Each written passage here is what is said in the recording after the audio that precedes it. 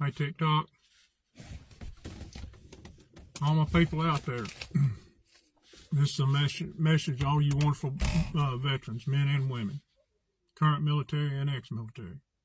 And I would like to please ask everyone watching this video, please send it to everyone you know. This is also for all the law enforcement officers too. Veterans, please send it to everyone. Send it to people in veterans' homes and everything else, because this comes from the bottom of my heart. On the behalf of the American people and myself and my family, I want to thank you for everything you've done. Everything. All you law enforcement officers, everything. Everything you've done. Far too long have you been ignored for what you've done to this country, or what you've done for this country. Far too long. In some cases, I know the government has treated you like secondary citizens. They need to have a day to honor you once a month, but yet they all honor all this other satanic stuff, and they ignore you. And that's wrong. That's wrong. Because you men and women that have sacrificed your life, whether it be a year or your whole life of the military, are our true kings and queens. And the American people need to wake up, and you need to be treated as such. You do. The horrific things you have suffered, the wars, the needless wars that you have been sent to, I can't even wrap my mind around how you kept your sanity.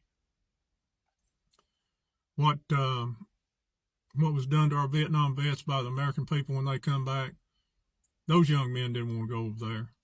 That is unforgivable, what the American people done, the way they treated y'all when you come back. But I want to let you know, no matter how you're feeling right now, there are people out there that appreciate you.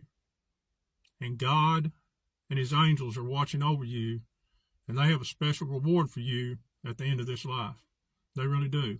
And you Americans, you listen to me.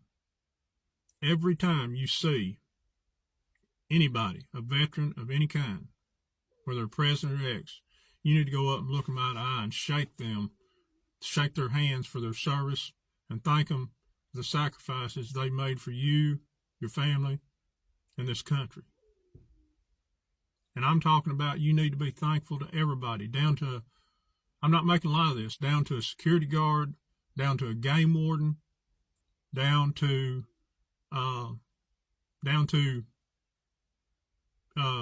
the city dog catcher. Because this country, we wouldn't have this country. Just think how screwed up this country is. We would be below third world if it wasn't for these brave men and women. So I want to thank you. But I ask all of y'all, there is one more war that we need your help in. We need everybody working together. What we're here is the end times. And this is a battle like this world has never seen. It's an information war. It's a battle in the heavens. It's a battle for the hearts and minds of men.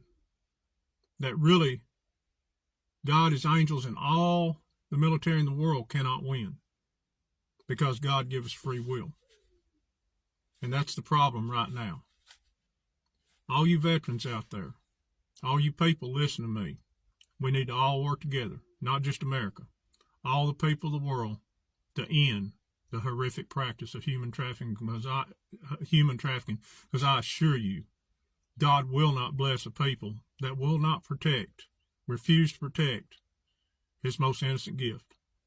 His most precious gift that he's given to us. And he will not hold he will not hold us guilty for turning a blind eye to this. Far too long, we and our ancestors have turned a blind eye to this, hoping it'd go away. But you give evil an inch, they'll take 1,000,000 miles. When good people stand and do nothing, evil triumphs. It really does. And it's time for the good people of the world to stand up and put a stop to this. It really is. It is time to put a stop to this. People of America, just think. Every time you get up each morning, and see the sun through your window. Every time you get up and eat a good breakfast and choose not to do nothing that day or go to work or go outside, play with your kids. Life wouldn't be that way if it wasn't for our veterans. So take the effort to thank one. Go to a veterans home.